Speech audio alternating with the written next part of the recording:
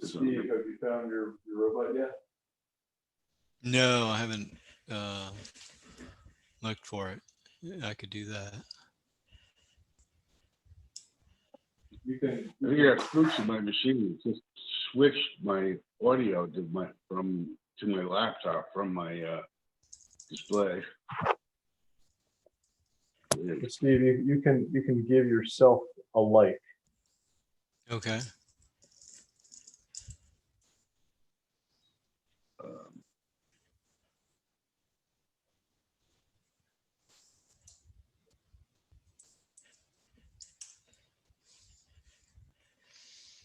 Link audio.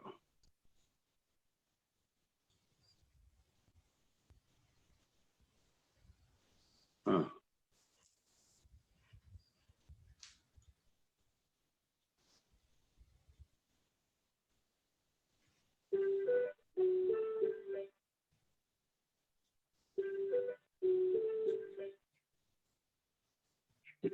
Can you guys talk? Can I hear Yeah, you? we're here. We're here. Okay. I'm here. Yeah, for some reason you're in the wrong speakers, but that's okay. Okay, so we still didn't get any result from this.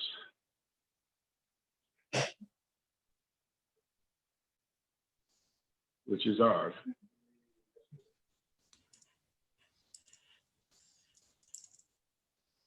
And I'm tempted to reload the page because when I reloaded the page, I forgot the value of the roll. But the inbox I don't see any reason why the inbox didn't. We were actually looking at peak inbox. Okay, and the locker tag is inbox.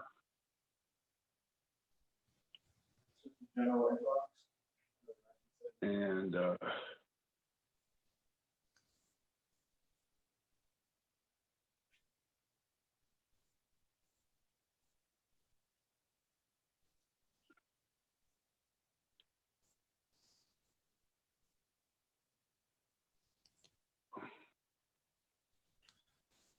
so it never sent. Okay, so it sends back the peak operation.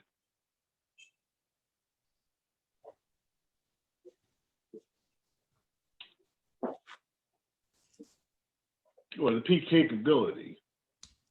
It returns to the deployer ID, which is the return value of the contract. I usually call it return, but it technically is the deployer ID.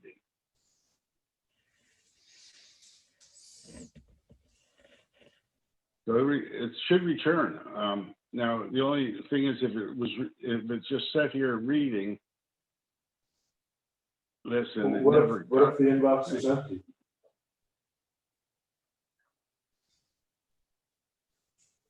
It would return nil or whatever.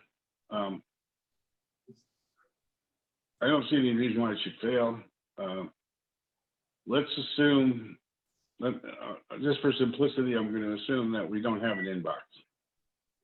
In which case,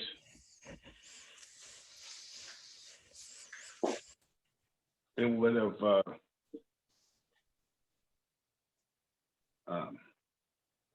have never received the peak capability here.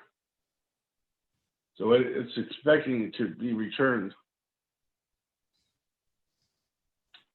It's going to read the channel called deployer ID inbox.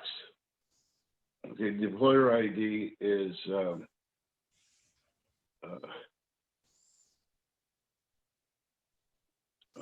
my private address. It's my private ID. Nobody knows it. So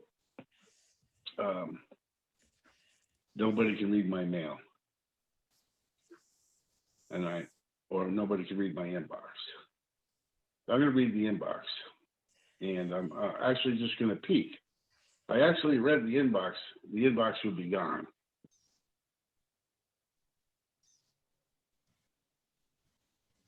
Is that true? Yeah.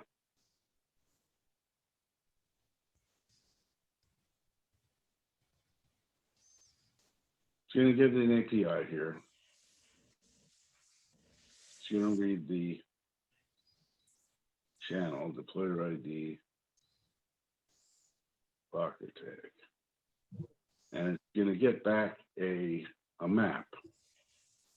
The map is in curly braces. And the map is going to contain a capability called peak and give us back that and that capability to peak is an unforgeable name. And so I can send to that unforgeable name a channel to tell me what's in the inbox.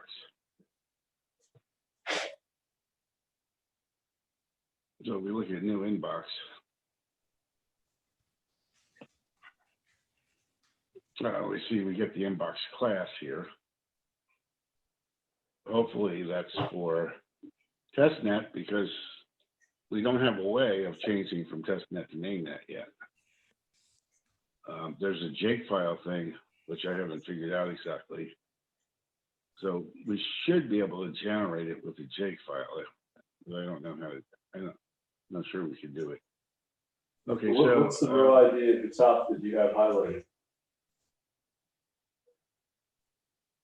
this is the row ID of the inbox class, or the inbox contract.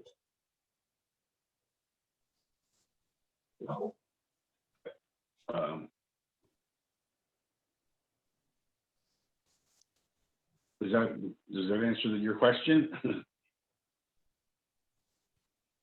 Yeah, I What think is that so. contract?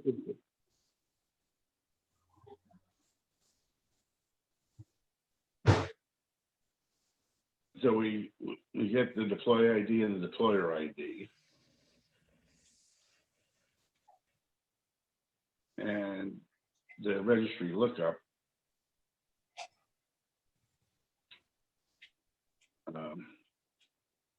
And the registry insert capability.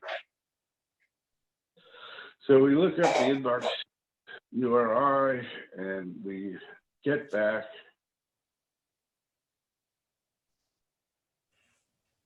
we read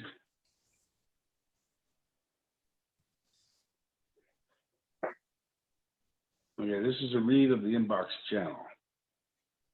Okay, now nobody wrote to the inbox channel, right? So this isn't going to happen right now, but it could happen later. We create this inbox channel, which is an enforceable name, never existed before, and now we're going to read from it. Someday somebody's going to write to it. And when they do, we're going to get an inbox.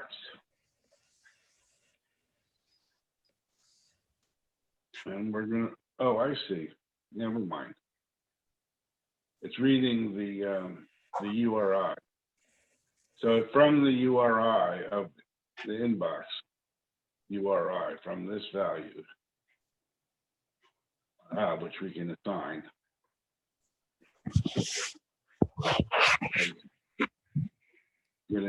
So we can, it can be different. We can have different values for mainnet and testnet or whatever local host.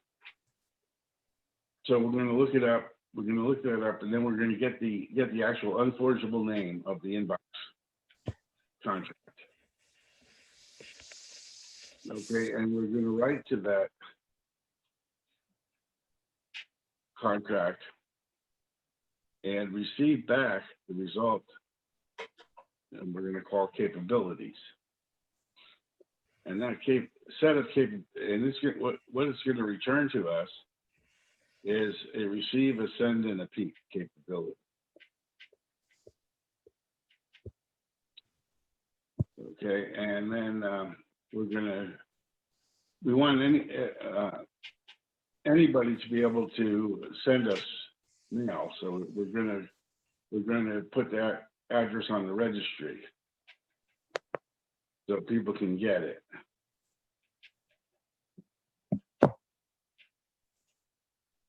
And then we're going to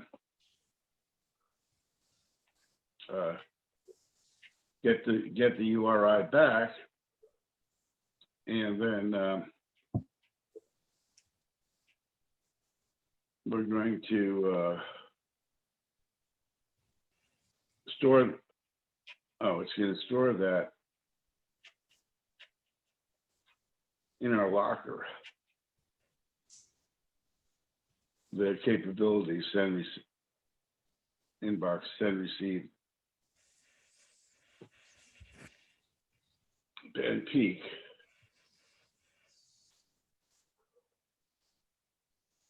And the URI.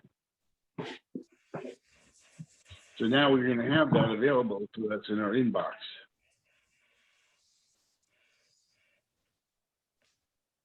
So what's kind of happening under the hood when you add something to the registry? Where I'm so where I don't understand is, I mean, I've created registry objects, right? Like, you know, when we deployed the voter list, or when we deployed the ballot. But I thought after I create a registry object that, you know, it's just static, it's just written on the blockchain, it's there forever. So how would you add to or remove items from a registry? I thought it just, you know, stayed there, never went away. Yeah, well, the main purpose is, okay, is to make available, to create an index of unforgeable names that you can access with a name. Okay, so the index exists as what? It exists as a registry object? No, the index is the registry. I'm saying the index, the registry is an index. It's a large map. What do they call it? Okay, so the keys in the keys are the URI, which is a universal resource Indicator. Identifier. Yeah, identifier. Right. So we have an identifier for this unforgeable name. So we can't forge it, but we can access it because it has a name. As a public name. Okay, If we know the name, we can get it. All right, but how, when you add items, what are they stored as, and how do people know how to retrieve? Well, there's you can either look up a URI, or you can store a URI on the table, on the index. Okay, so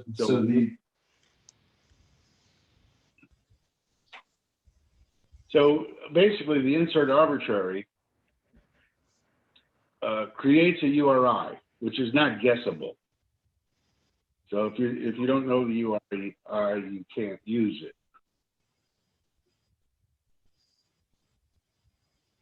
But the intention is that it's forgeable. I mean, anybody can use that URI if they know it to access the unforgeable name to get some capability. And hopefully it's, they don't get the capability to blow up the world or something. But they can, knowing the URI, you can get a capability, but it's almost public if you can guess the URI. But once the URI is leaked, it's it's leaked forever. And in the case of an inbox, you're going to publish it. You're going to say anybody can send me email. Well, maybe not.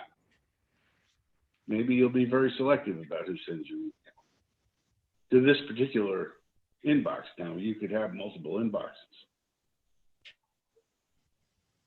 We probably should call this inbox 1 or something.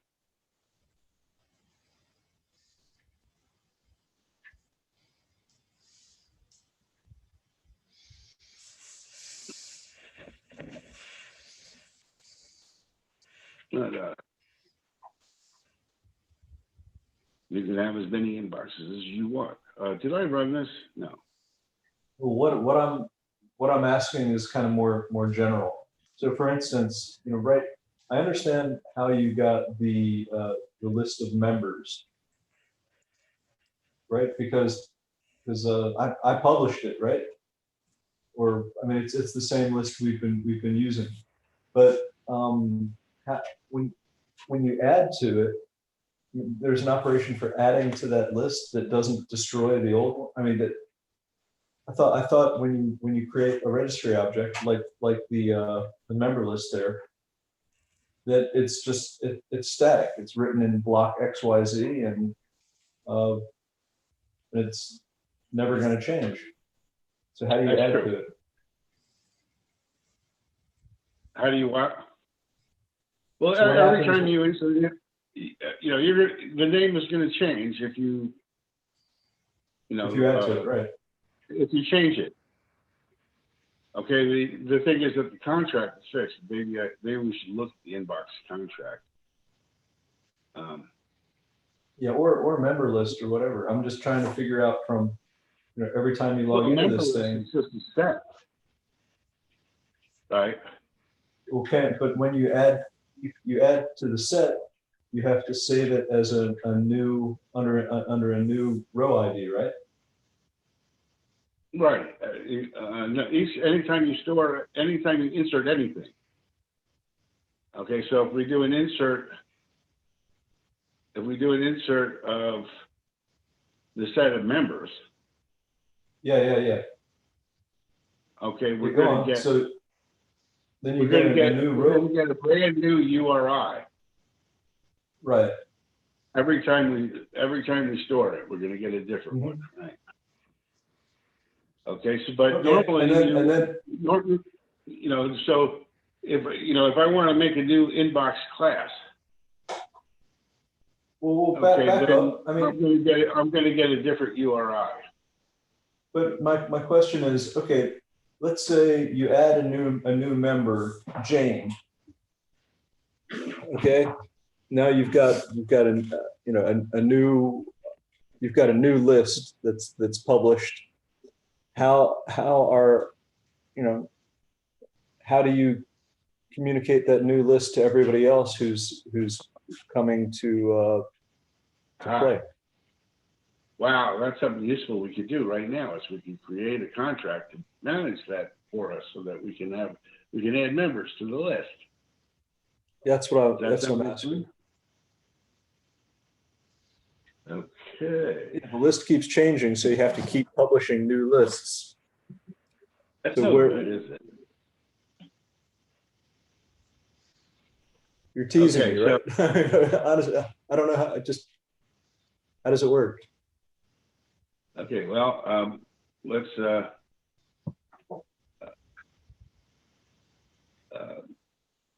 think about that. Okay, and what we'll do is we'll just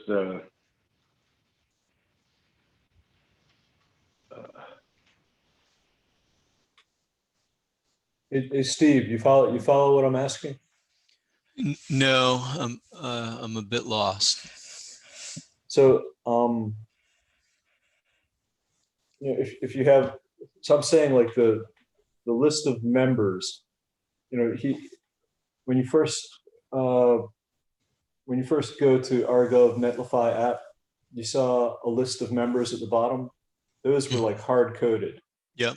Then he went and he said, okay, grab the list of members. Right. So there's a row : ID : blah blah blah. There's a a registry address where the member list is stored. And so it Okay. goes and it pulls in all those members. So my question is, well, okay, well, if you want to add new members, then, I mean, how are you going to then, then you're going to have to publish a new member list.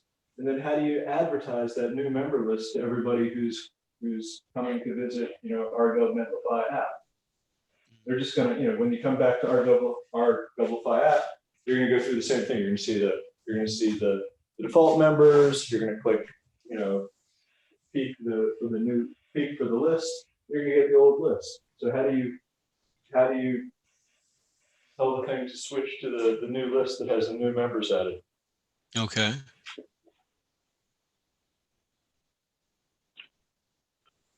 Okay, so this is how that's supposed to work.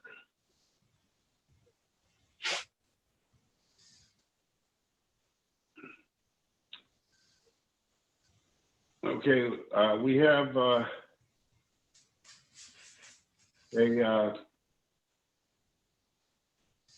new community function here. Oh boy. Okay, so that's when you publish the updated list of members, right? Right. This is where the RChain community is created.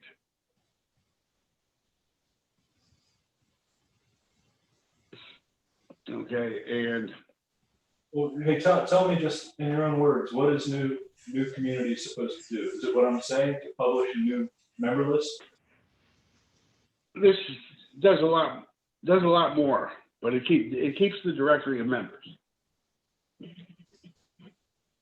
Okay, and Okay, it doesn't keep them as a set, although it could. what does it keep them as? We can create a capability to return it as a set.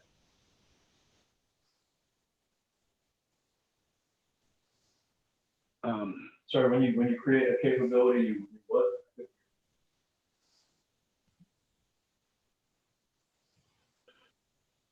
Well, when we create a community,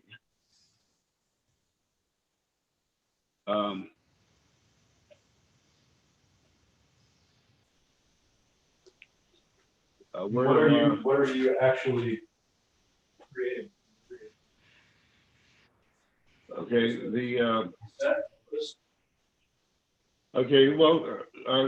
community is, it's going to be the contract, and of course we can make it do anything we want, and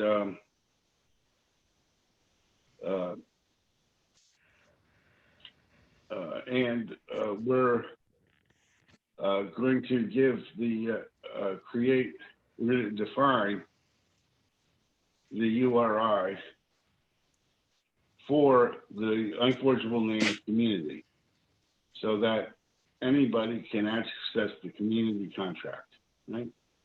Okay, is the community contract, what was the default when I first logged in, when I first visited this thing, it was going to community contract 0? Is that kind of what you're saying? This is the root contract for the DApp? No, this is just the behavior of the symbol community, as well as some other capabilities. But this is when you take the community address, and a bungle plus means that it's write only. You can't read on that symbol. You can only write on it, which is what we do for every contract. Okay, and then we define the URI. Okay, and when we run this is not creating any community here yet at all. It's just defining what a community does, the behavior of a community. And what it's doing is it's making a community map that's totally empty. So we have no communities. And so community map is one of the enforceable names it may hear. And then we write to that an empty map, no communities in it at all. Okay, and now we have, for the communities, we created a contract called new. So we have new community. And we give it a name. Okay, and there's an inbox that we pass to it is where it's going to store the capabilities. Who's the moderator, the manager of this? What's the inbox where it's going to store the capabilities? And then there's a return, which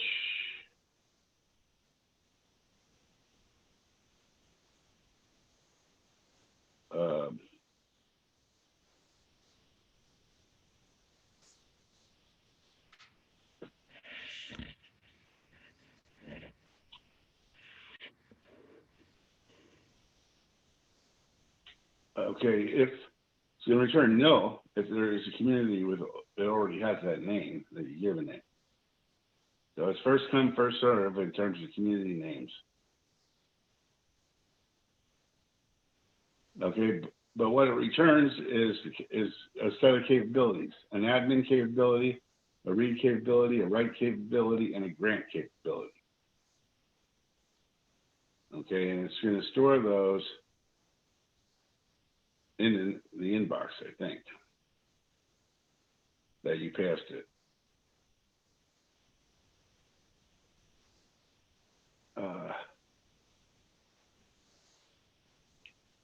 Okay, and one of the admin capabilities is to add info. Okay, so there's info, so there's public information associated with the community. So you can if you know the name of the community or the URI of the community, you can get info about that. So we have some description of RChain that's public. Anybody can get it.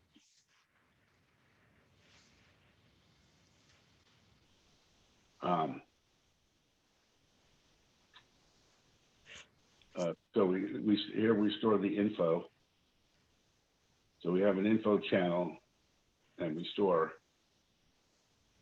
the information that was given, the key and the values.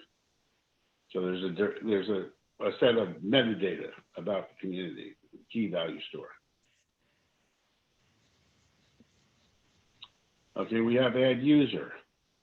And this is the thing where, this is what you're talking about in terms of now we want another user.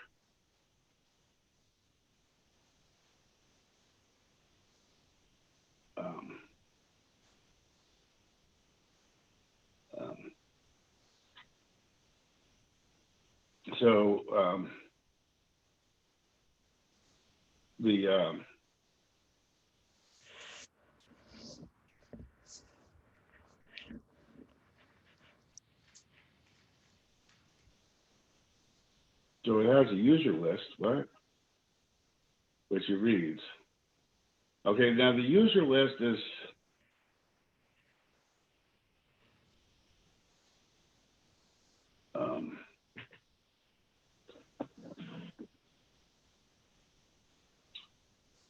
I think it's not maintained as a set. It says in this code. So this code is before we decided to make it a set.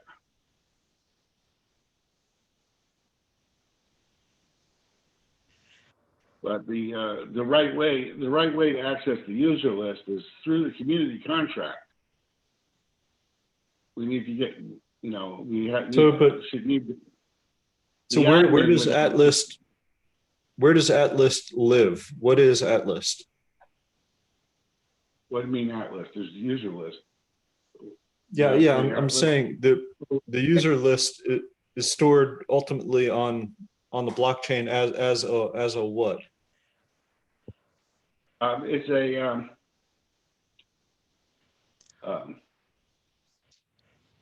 the user list is stored on the blockchain Well, it's the user list is simply an unforgeable name. Okay, so it's, you know, we can write anything to it. Okay, so That's it's sort like of- a variable that you can update and change whenever you like. Yeah, and you know, we just created here. We create a user list where we define what the community contract. It's just an unforgeable name. It doesn't have. You're right. It's a name, not a value. So. Okay, so an unforgeable name is just like a variable. You can. Well, you have to read. Yeah, if except, you know, if you read it, if you peek it at it, it keeps its value. But if you read it, the value is gone. It's a channel name. Consumed. It's consumed. Okay. So what you're asking, we don't really have. We can't just store a value on the chain and have it get, you know, and have an identifier that is unchanging. That's exactly what I'm asking. So how you handle that? All right. So you want to look up a value without having to read it. And I guess there's no way to do that. We're going to have to read it. In other words, however this list is stored, you know, we're going to have a capability. We're going to have some capability to access this list. And in order to access the list, we have to write something to it like get list or get set or get something. We can't just get a value, which means we're going to have to change the we're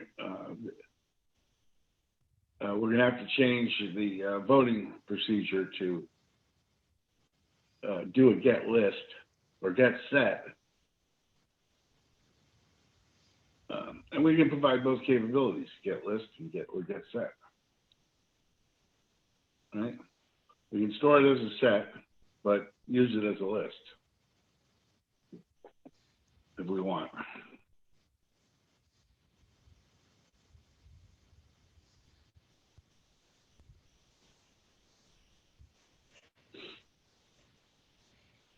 And you know, the reason we want it as a set is because we want to be able to do a contains function, see if it contains a value, which we don't have for a list.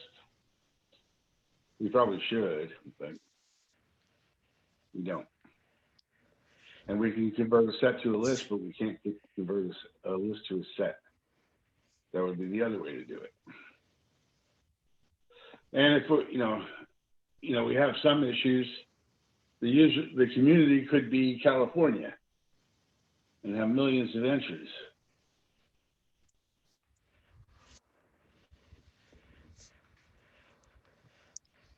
In which case,